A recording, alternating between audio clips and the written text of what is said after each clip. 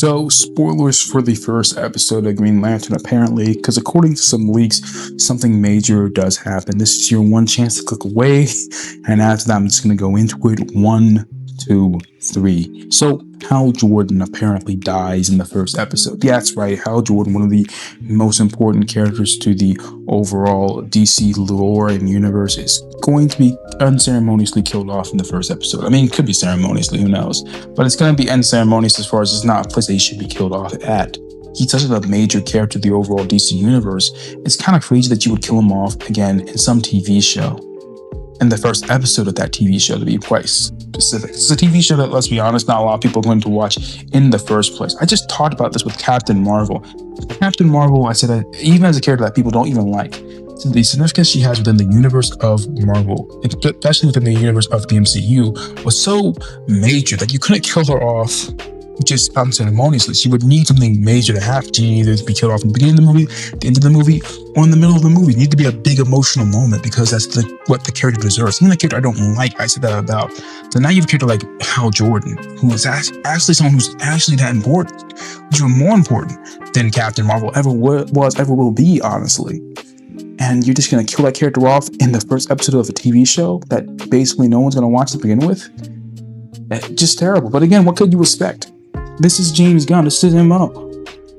He likes the weird, wacky, zany side of comics. That's what he likes. Not all of comics, not the heroic parts of comics, not the epic parts of comics, not the cool parts. He likes the weird, wacky, zany parts of it. He plays some nice little elevator music, some radio music on top of the fight scenes that he has, where one character is beating up everyone at the same time using some type of, flying object, I suppose.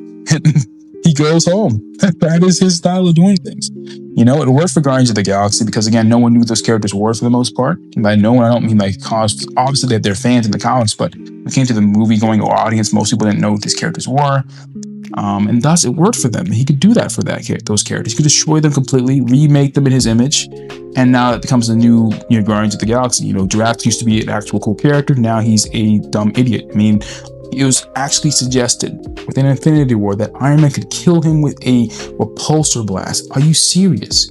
I mean, there's no way that would ever happen in the comics, that Iron Man would ever have a chance of even damaging Drax. He wouldn't even be able to fight Drax without having some type of Drax Buster machine. And yet, that's the way they treated him inside of Infinity War because that's the version of the version of Drax that James Gunn created, unfortunately.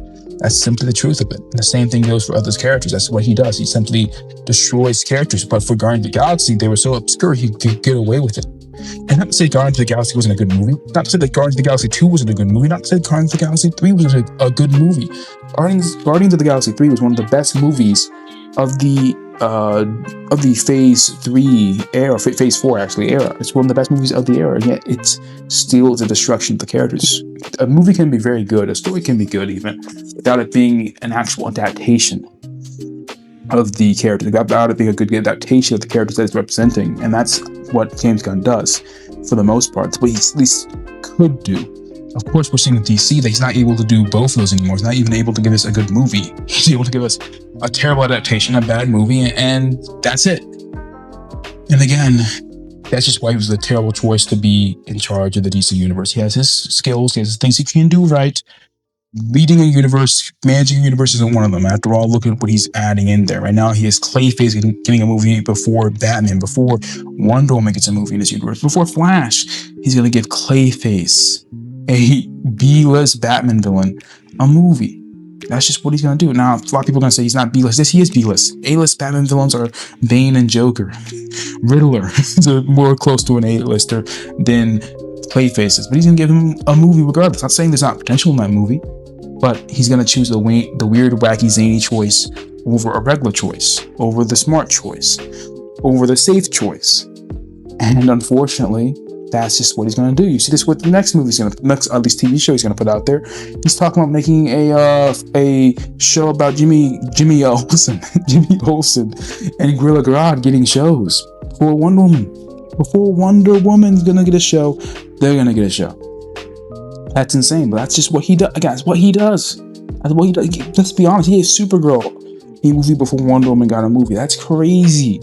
That's insane.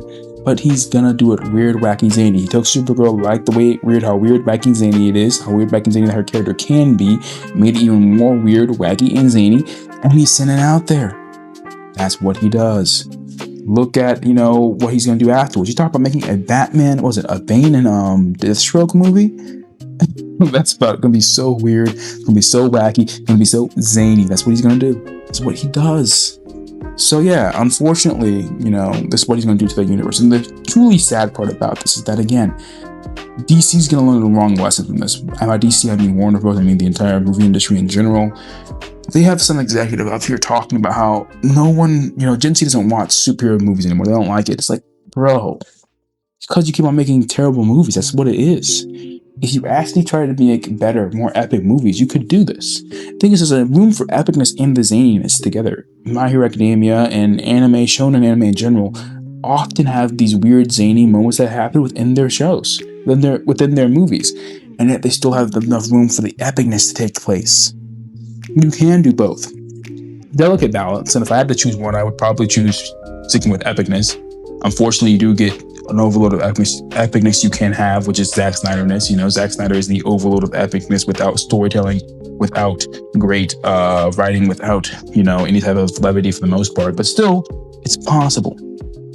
And I would choose an overload of epicness over an overload of zaniness, me personally. That's just my personal proclivity when it comes to that type of thing. But yeah, My Hero Academia shows that you could definitely make Gen Z watch superheroes. In fact, I think they want to watch superheroes. They just don't have any heroes out there. There are no heroes either within the DC universe or within the Marvel universe. You mistook superheroes for the trappings that they have to be the actual core of the characters. It's not just the suits. It's not just the powers. It's not just the abilities. It's not just the worlds.